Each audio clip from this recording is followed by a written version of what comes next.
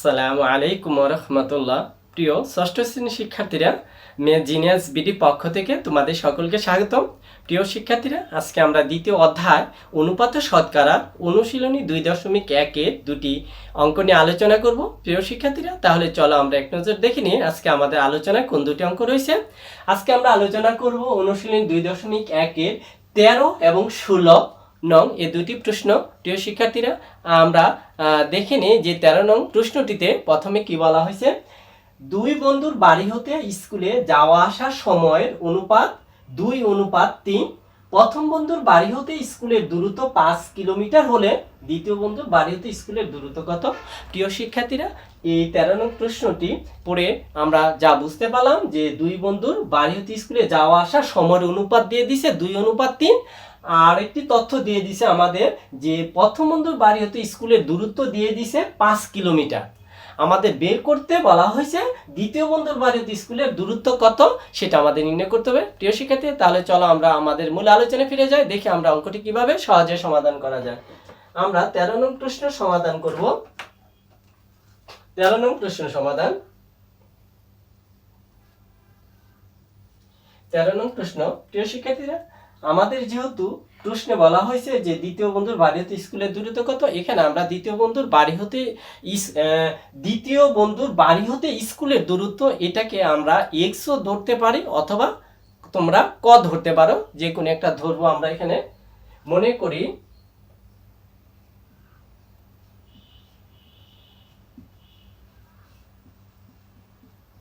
মনে করি দ্বিতীয় বন্ধুর বাড়ি হতে স্কুলের দূরত্ব।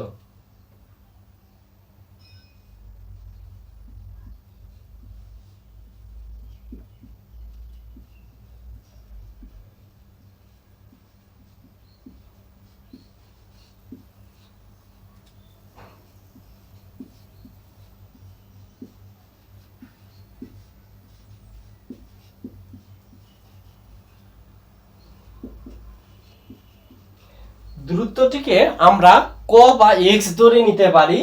দ্বিতীয় বন্ধুর বাড়িতে স্কুলের দূরত্ব এক্স কিলোমিটার আমরা ধরে নিলাম। প্রিয় শিক্ষার্থীরা, তোমরা এখানে ক ধরতে পারো।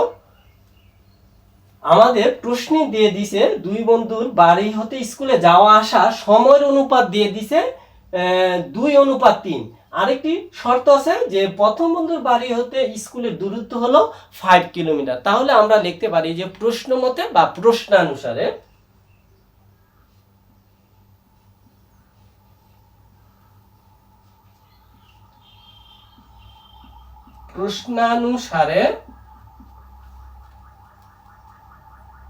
2 হলো প্রথম বন্ধু আর 3 হলো দ্বিতীয় বন্ধু। তাহলে আমরা লিখতে পারি যে প্রশ্নানুসারে 2:3 ইকুয়াল আমাদের দ্বিতীয় বন্ধুর বাড়ি হতে স্কুলের দূরত্ব ধরছি এক্স, প্রথম বন্ধুর বাড়ি হতে স্কুলের দূরত্ব 5 কিলোমিটার। তাহলে আমাদের আগে প্রথম বন্ধুরটা লিখতে হবে যে 5:x। প্রিয় শিক্ষার্থীরা, আমরা জানি অনুপাতটিকে আমরা ভাগাকারে লিখতে পারি, বা 2 উপরে থাকবে ডিভাইডেড 3 ইকুয়াল 5 উপরে থাকবে x আসবে নিচে। বা এখন যদি এটা আমরা আর গুণ করি এইভাবে আর এইভাবে, তাহলে আমরা পাবো যে 2 গুণন x ইকুয়াল 3 গুণন 5, বা x ইকুয়াল আমরা পাচ্ছি 3 গুণন 5 ডিভাইডেড 2। প্রিয় শিক্ষার্থীরা, আমাদের যেহেতু নিচে আর জায়গা নেই, আমরা উপরে চলে যাব।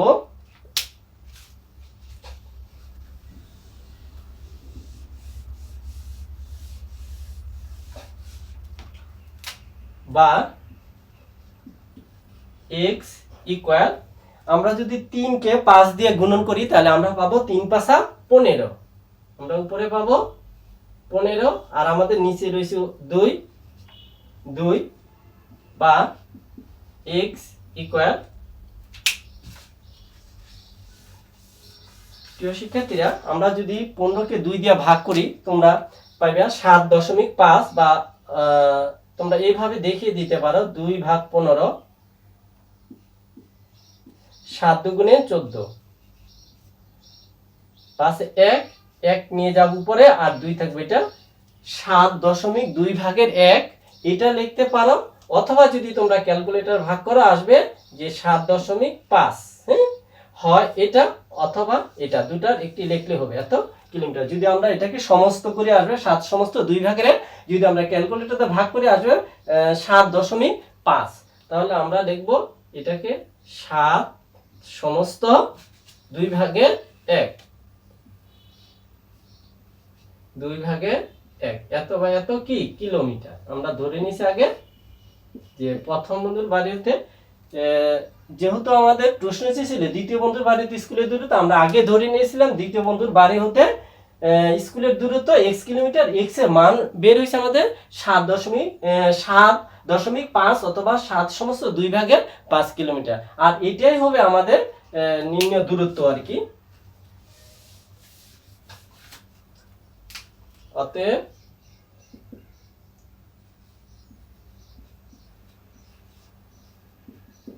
দ্বিতীয় বন্ধুর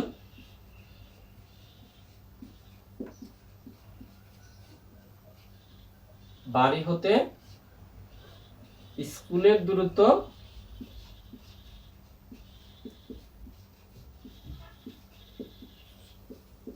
দূরত্ব 7 সমস্ত 2 ভাগের 1 কিলোমিটার।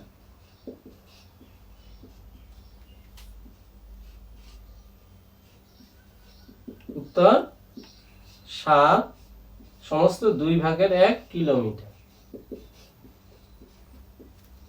প্রিয় শিক্ষার্থীরা, আমরা 13 নং প্রশ্নটির সমাধান শেষ করেছি।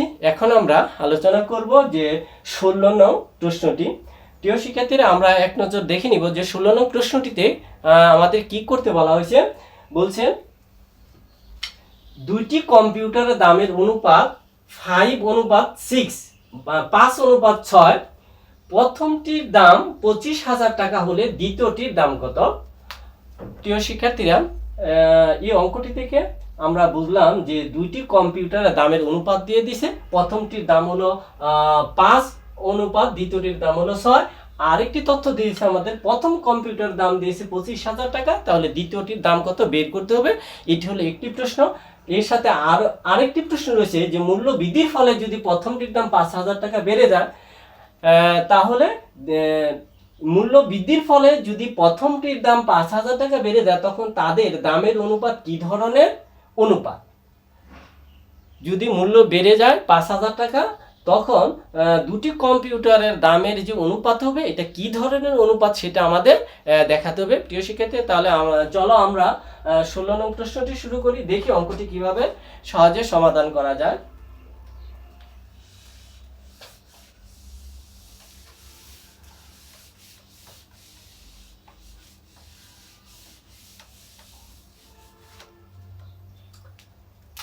ষোলো নং প্রশ্ন সমাধান। 16 নং প্রশ্ন। প্রিয় শিক্ষার্থীরা, এখানে একটি বিষয় লক্ষণীয়, প্রথম কম্পিউটারের দাম দিয়ে দিছি, দ্বিতীয়টির দাম বের করতে হবে। এই অঙ্কটি পূর্বের মতো যদি আমরা ধরি, মনে করি দ্বিতীয় কম্পিউটারটির দাম ক টাকা অথবা x টাকা আমরা ধরতে পারি, বা p টাকা, তোমাদের যা মনে চায় তোমরা ধরতে পারো। আমরা ধরে নিব, মনে করি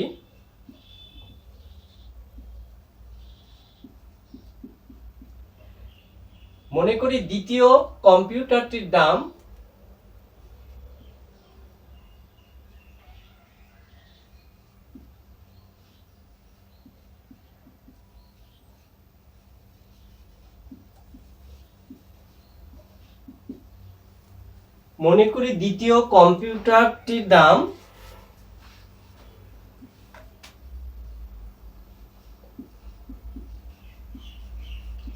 দাম x টাকা। তো শিক্ষার্থীরা, আমরা দ্বিতীয় কম্পিউটারের দাম ধরে নিচ্ছি x টাকা, প্রথমটির দাম দেওয়া আছে, আরেকটি হলো দুটি কম্পিউটার দামের অনুপাত দেওয়া আছে। তাহলে আমরা এখন লিখতে পারি যে প্রশ্নানুসারে বা প্রশ্ন মতে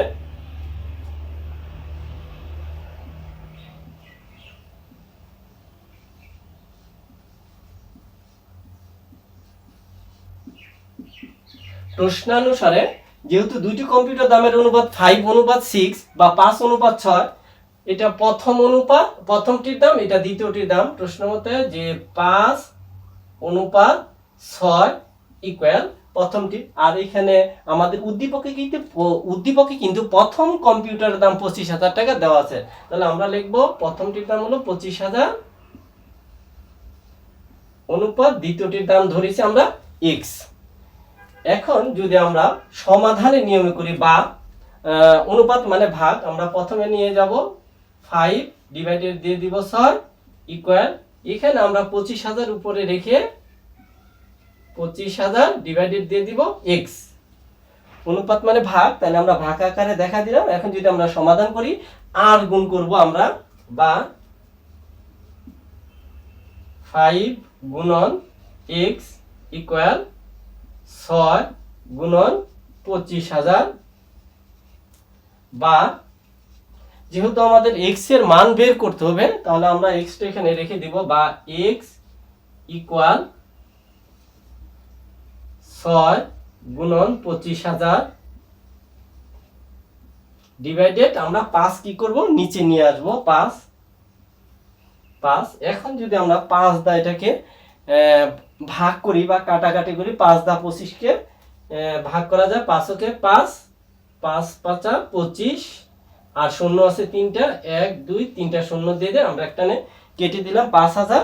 এখানে হলো 5, এখানে আছে 6। যদি আমরা 5,000 আর 6 গুণন করি তাহলে আমরা পাবো x ইকুয়াল 5 6 30। 5 6 30 আমরা পেলাম 30, আর শূন্য 3টা 30,000। প্রিয় শিক্ষার্থীরা, আমরা কিন্তু দ্বিতীয় কম্পিউটারটির দাম ধরেছিলাম x টাকা। x এর মান কিন্তু আমাদের বের হয়েছে 30,000 টাকা। তাহলে আমরা লিখতে পারি অতএব দ্বিতীয় কম্পিউটারের দাম 30,000 টাকা। অতএব দ্বিতীয়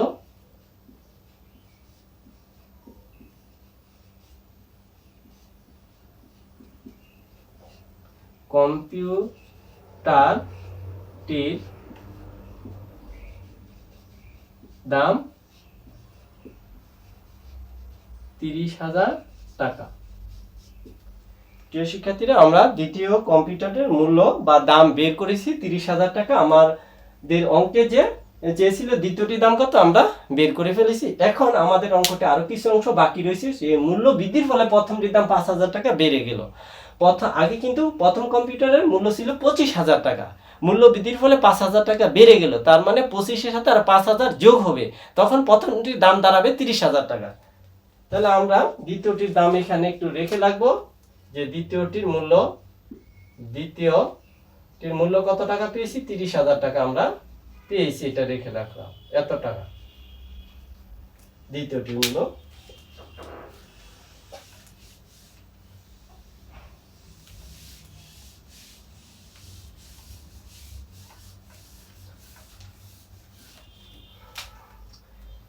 এখন আমরা লিখব যে দ্বিতীয়টির মূল্য বৃদ্ধির ফলে, যদি দ্বিতীয়টির দাম আমরা বের করে ফেলেছি, এখন বলছে প্রথমটির দাম যদি 5,000 টাকা বেড়ে যায়,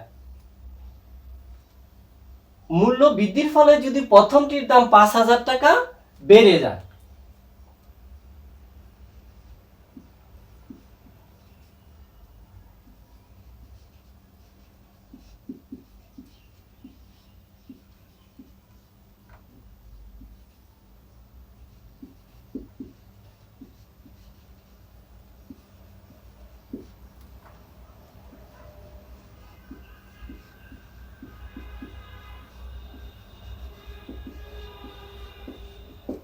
মূল্য বৃদ্ধির ফলে প্রথম কম্পিউটারের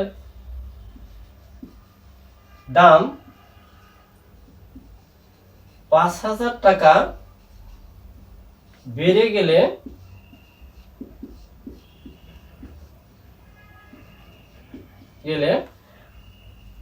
প্রথমটির দাম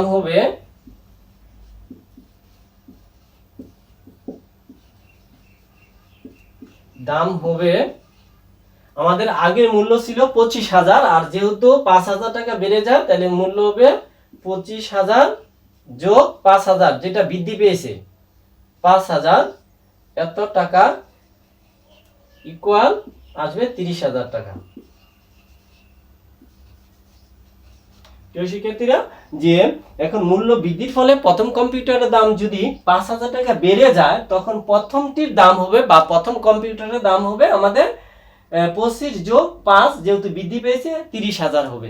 এখন প্রশ্ন বলছে যে বেড়ে গেলে তাদের দামের অনুপাত কি ধরনের অনুপাত। এখন আমরা লিখব অতএব প্রথমটির দাম অনুপাত দ্বিতীয়টির দাম ইকুয়াল, আমরা জানি প্রথমটির দাম হলো 30,000 টাকা অনুপাত, আর আমাদের দ্বিতীয়টির মূল্য কিন্তু আমরা পেয়েছিলাম কত, 30,000 টাকায়। 30,000 টাকা। প্রিয় শিক্ষার্থীরা, এখানে 30,000, এখানে 30,000। এখন যদি আমরা এটাকে লিখি 1 অনুপাত 1, প্রশ্ন হলো এখানে ছিল 30,000, আমরা 1 কিভাবে পেলাম। আমরা যদি উভয় পক্ষকে 30,000 দ্বারা ভাগ করি, আমরা সাইড নোট দিতে পারি যে উভয় পক্ষকে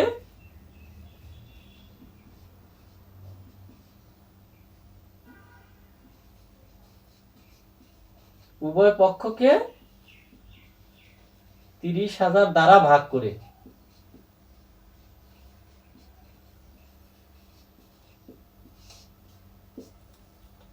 উভয় পক্ষকে 30,000 দ্বারা ভাগ করে, তাহলে আমরা পেলাম 1 অনুপাত 1। প্রিয় শিক্ষার্থীরা, যখন আমরা দেখব যে 1 অনুপাত 1, তাহলে এটা হচ্ছে একটি একক অনুপাত। কোন সরল অনুপাতের পূর্ব রাশি এবং উত্তর রাশি যদি সমান হয়, তখন একে একক অনুপাত বলা হয়। তাহলে আমরা লিখব অতএব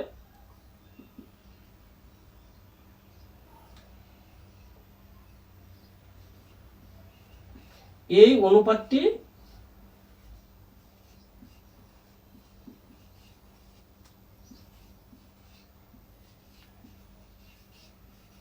একটি একক অনুপাত।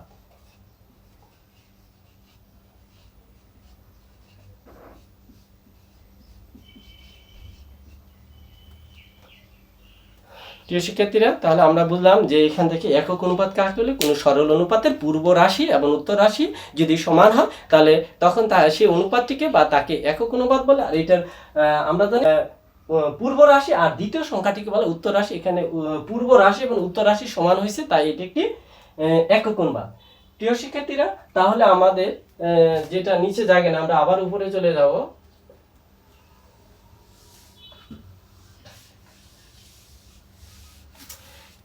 এই প্রশ্নটিতে দুটি উত্তর দিয়েছে, আমাদের দ্বিতীয়টির দাম কত। তাহলে আমরা লিখব উত্তর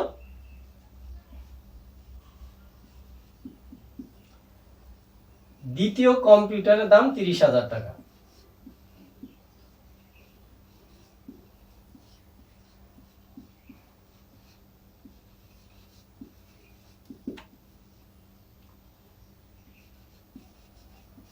দাম 30,000 টাকা। আমরা একটি উত্তর লিখলাম। আরেকটি বলছে যে তখন তাদের দামের অনুপাত কি ধরনের অনুপাত, এবং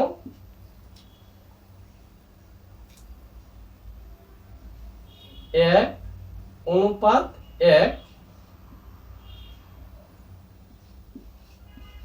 এইটি একটি একক অনুপাত।